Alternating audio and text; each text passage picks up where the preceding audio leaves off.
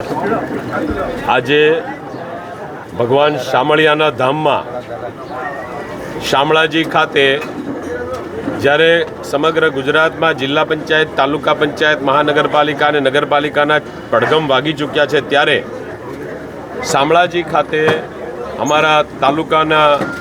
કાર્યાલયનું, ચૂંટણી કાર્યાલયનું ઉદ્ઘાટન અને શુભારંભ કરવા આવ્યા હતા। આ તબક્કે આજે રાજ્ય સરકારના મંત્રી આદરણીય શ્રી પીસી બરંડાજીની હાજરીમાં, જેમણે 2 દિવસ પહેલાં સરકારમાંથી રાજીનામું આપ્યું છે, એવા આઈપીએસ અધિકારી આદરણીય શ્રી મનોજભાઈ નીનામાજી ભારતીય જનતા પાર્ટીમાં જોડાયા છે। રાષ્ટ્રભાવનાવાળી આ પાર્ટીના વિચારોને સમર્પિત થઈને આદરણીય દેશના વડાપ્રધાન શ્રી નરેન્દ્રભાઈ મોદી સાહેબ અને અમિતભાઈ શાહ સાહેબ, અમારા જગદીશભાઈ વિશ્વકર્માજી, અમારા ભૂપેન્દ્રભાઈ પટેલ, હર્ષભાઈ સંઘવી સાહેબને સાથે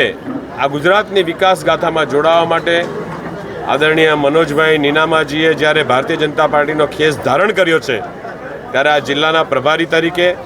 ભારતીય જનતા પાર્ટી વતી હું એમનો હૃદયપૂર્વક સ્વાગત કરું છું અને મને વિશ્વાસ છે કે તેઓ પણ એક કાર્યકર્તા તરીકે